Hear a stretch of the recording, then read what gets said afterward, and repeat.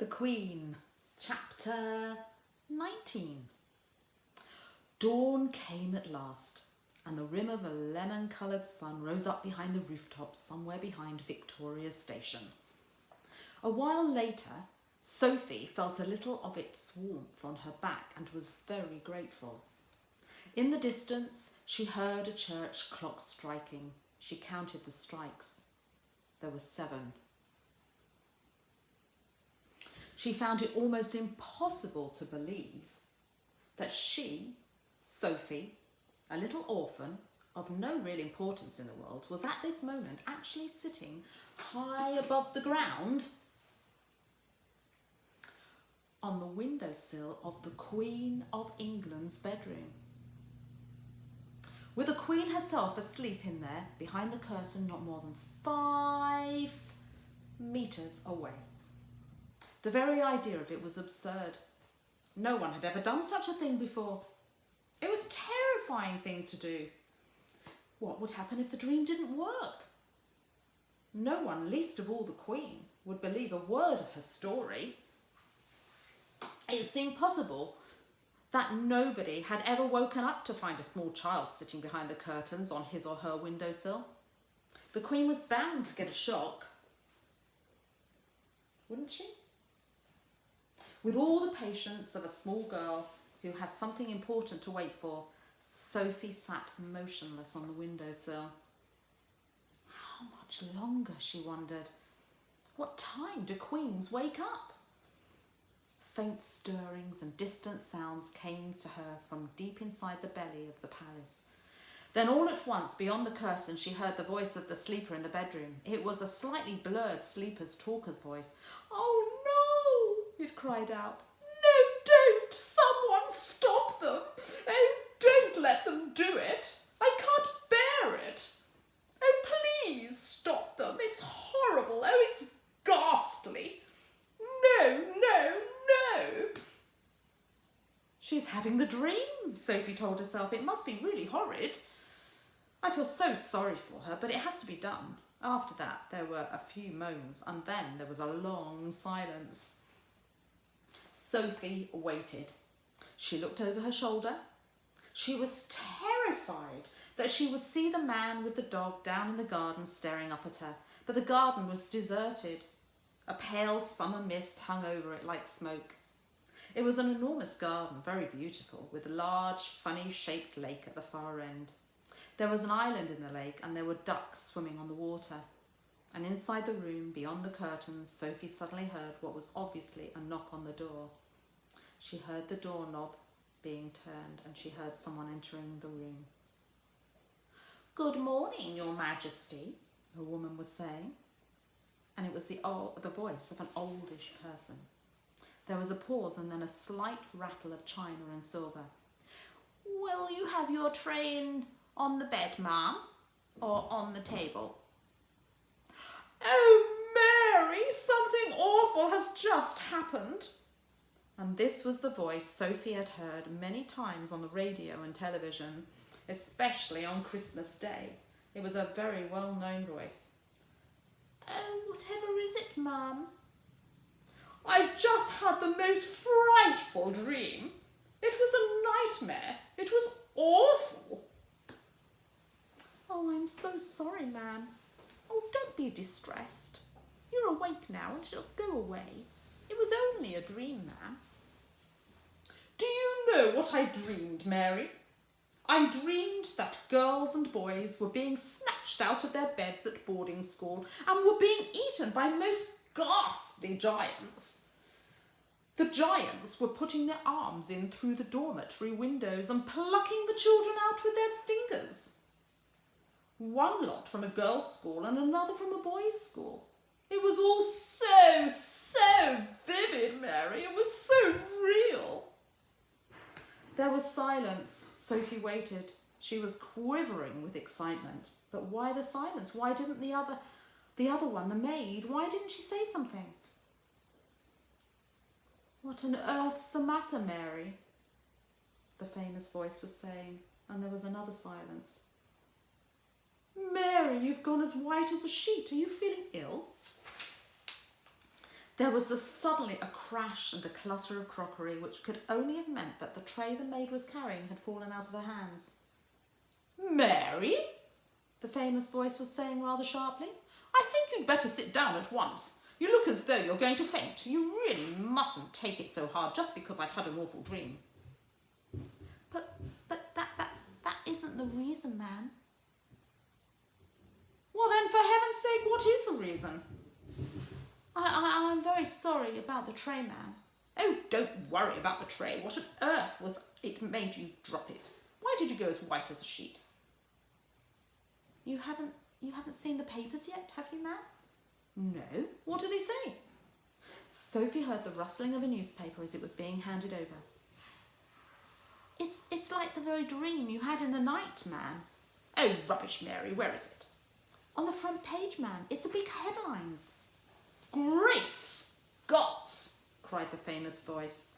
18 girls vanished mysteriously from their beds at Rodine School, and 14 boys disappear from Eton. Bones are found underneath dormitory windows. Then there was a pause, punctuated by gasps from the famous voice as the newspaper article was clearly being read and digested. "Oh, how ghastly! It's absolutely frightful. Bones under the windows? What could have happened? Oh, those poor children." "But, ma'am, don't you see, ma'am?" "See what, Mary?" "Those children were taken away, almost exactly as you dreamed it, ma'am." "Oh, not by giants, Mary." "No, ma'am, but the bit about the girls and the boys disappearing from their dormitories, you dreamed it so clearly, and then it actually happened. That's why I came over all weird, ma'am." "Well, I'm coming over a bit weird myself, Mary." "It gives me the shakes, ma'am, when something like this happens. It really does." "Oh, I don't blame you, Mary." I shall get you some more breakfast, ma'am, and have this mess cleared up." No, don't go, Mary. Stay here a moment." Sophie wished she could see into the room, but she didn't dare touch the curtains, and the famous voice began speaking again. "I really did dream about those children, Mary. It was clear as crystal." I know you did, ma'am." "I don't know how giants got into it. That was rubbish." Shall I draw the curtains, ma'am? Then we shall feel better. It's a lovely day." "Oh, please do." And with a swish, the great curtains were pulled aside, and the maid screamed. Sophie froze to the window ledge. The Queen, sitting up in her bed with the Times on her lap, glanced up sharply. Now it was her turn to freeze. She didn't scream as the maid had done. Queens are too self-controlled for that. She simply sat there, wide-eyed and white-faced as a small girl who was perched on the windowsill in a nightie. Sophie was petrified. Curiously enough, the Queen looked petrified too. One would have expected her to look surprised, as you or I would have done had we discovered a small girl sitting on our windowsill first thing in the morning. But the Queen didn't look surprised. She looked genuinely frightened. The maid, a middle-aged woman with a funny cap on the top of her head, was the first to recover. "What in the name of heaven do you think you're doing in here?" she shouted angrily at Sophie. And Sophie looked beseechingly towards the Queen for help. The Queen was still staring at Sophie, gaping at her, would be more accurate. Her mouth was slightly open, her eyes were round and wide as two saucers, and the whole of that famous, rather lovely face was filled with disbelief.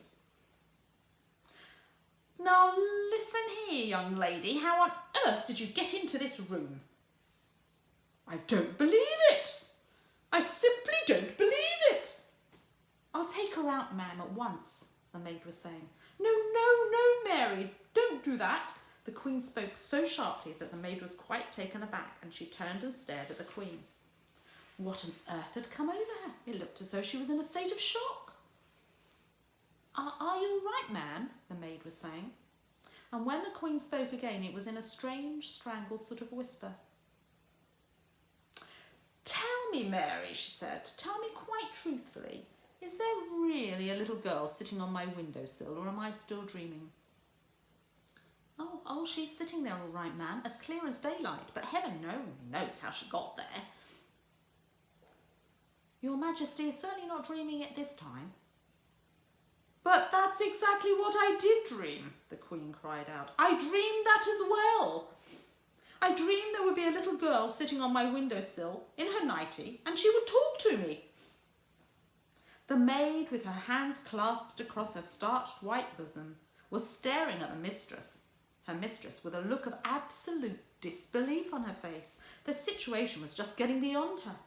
She was lost. She had not been trained to cope with this kind of madness. Are you real? The Queen said to Sophie. Yes, Your Majesty, Sophie murmured. What is your name? Sophie. Sophie, Your Majesty. And how did you get on my windowsill? No, don't answer that. Hang on a moment. I dreamed that part of it too. I dreamed that a giant put you there. He did, Your Majesty. The maid gave a howl of anguish and clasped her hands over her face.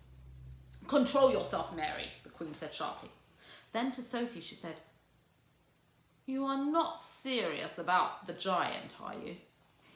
Oh, yes, Your Majesty. He's out there in the garden now. Is he indeed? The sheer absurdity of it all was helping her to regain her composure. So he's in the garden, is he? She said, smiling a little. He is a good giant, Your Majesty. You need not be frightened of him. I'm delighted to hear it, said the Queen, still smiling. He's my best friend, Your Majesty. How very nice. He's a lovely giant, Your Majesty. Oh, I'm quite sure he is, the Queen said.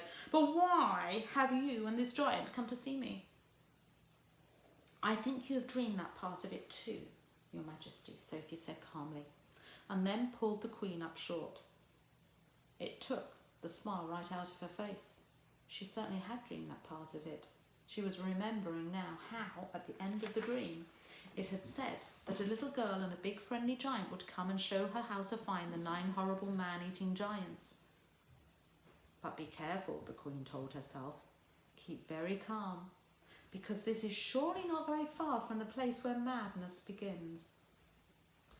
You did dream that, didn't you, Your Majesty? Sophie said. The maid was out of it now. She just stood there goggling.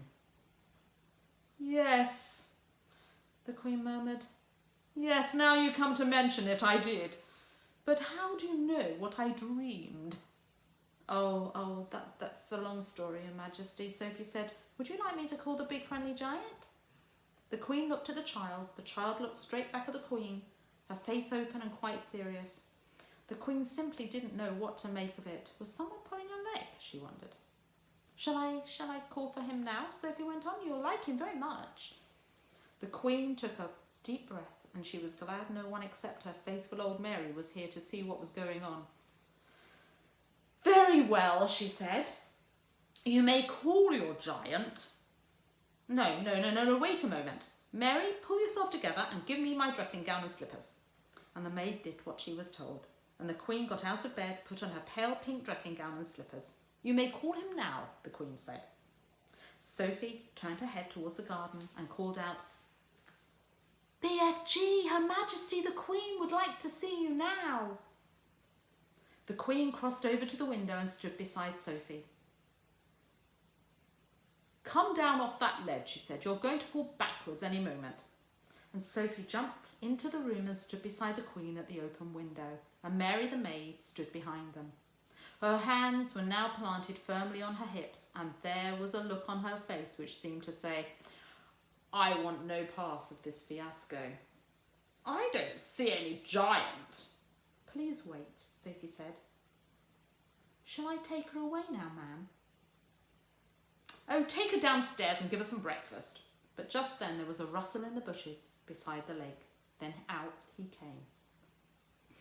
24 feet tall, wearing his black cloak with the grace of a nobleman, still carrying his long trumpet in one hand, he strode magnificently across the palace lawn towards the window. The maid screamed. The Queen gasped. Sophie waved. The BFG took his time. He was very dignified in his approach, and when he was close to the window where the three of them were standing, he stopped and made a slow, graceful bow. His head, after he had straightened it up again, was almost exactly the level with the watchers at the window. And there is the BFG. Okay. Your Magister, he said, I is your humbug servant. He bowed again. And considering she was meeting a giant for the very first time in her life, the Queen remains astonishingly self-composed. Oh, we are very pleased to meet you, she said. And down below, a gardener was coming across the lawn with a wheelbarrow. He caught sight of the BFG's legs over to his left. His gaze travelled slowly upwards along the entire height of the enormous body. He gripped the handles of the wheelbarrow. He swayed, he tottered, then he killed over onto the grass in a dead faint. But nobody noticed him. But there he is there. Oh, Magister, cried the BFG. Oh, Queen, oh, Monica, oh, Golden Sovereign, oh, ruler of straight lines, oh, Sultana. I's come here with my little friend Sophie to give you a, the BFG hesitated, searching for the word. To give me what? The Queen said. Assistance, the BFG said, beaming. The Queen looked puzzled. He sometimes speaks a bit funny, Your Majesty, Sophie said. He never went to school. Then we must send him to school, Sophie said. We have some very good schools in this country. I has great secrets to tell Your Magister, the BFG said.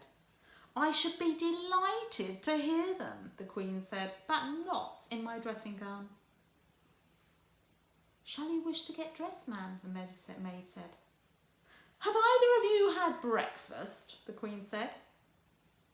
Oh, could we? Sophie cried. Oh, yes, please. I haven't eaten a thing since yesterday. Well, I was about to have mine, but Mary dropped it. The maid gulped. I imagine we have more food in the palace. Perhaps you and your little friend would care to join me? Will it be repulsant snozcumbers, Magister? The BFG asked. Will it be what? The Queen said. Stinky snozcumbers.